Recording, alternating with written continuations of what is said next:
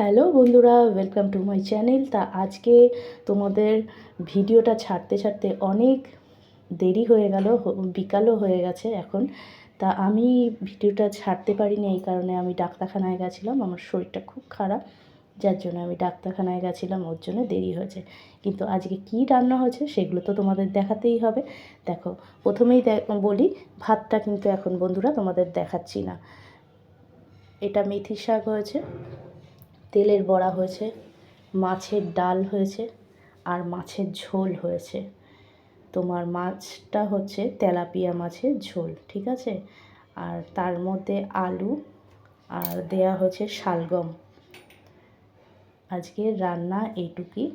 আর সকালবেলা তোমাদের ভিডিওটা দেখিয়েছি রুটি কী দিয়ে খেয়েছি আমরা, ঠিক আছে বন্ধুরা। তা আজকে বেলা হয়ে গেল, এইটুকুই তোমাদের ছাড়তে পারলাম। টাটা বন্ধুরা।